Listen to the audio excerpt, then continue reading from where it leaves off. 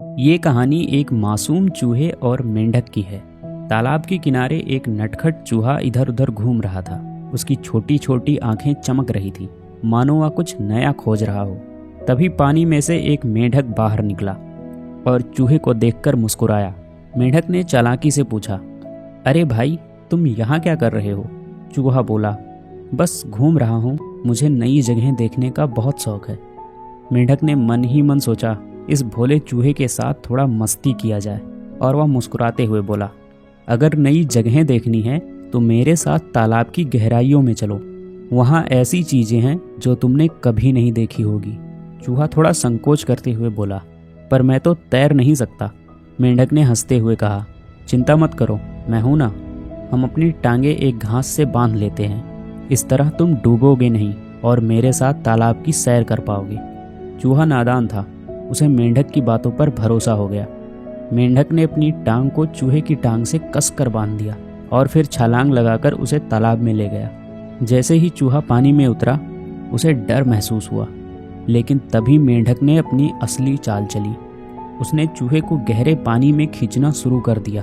चूहा घबराकर चिल्लाने लगा, अरे तुम क्या कर रहे हो? मुझे बाहर निकालो। फिर मेंढक ने हंसते हुए बोला, अरे दोस्त, तुम्हें तो गहराइयों की सैर करनी थी ना। अब देखो, ये है असली रोमांच। चूहा छटपटाने लगा, लेकिन उसका छोटा सा शरीर मेंढक की पकड़ से बाहर नहीं निकल सका और कुछ ही पलों में वह पानी में डूबकर शांत हो गया। मेंढक अपने इस मजाक पर बहुत खुश हुआ, लेकिन ऊपर आसमान में एक बाज उड़ रहा था। बाज की तेज नज़र चूहे के तैरते हुए शरीर पर पड़ी। उसने बिना एक पल गंवाए झपट्टा मारा और नीचे आ गया और अपने नुकीले पंजों से चूहे के शरीर को पकड़ लिया। लेकिन चूहे की टांग अब भी मेंढक से बंधी हुई थी। जैसे ही बाज ने चूहे को उठाया, मेंढक भी हवा में ऊपर उठ गया।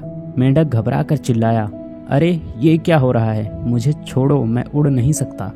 लेकिन अब बहुत देर हो चुकी थी।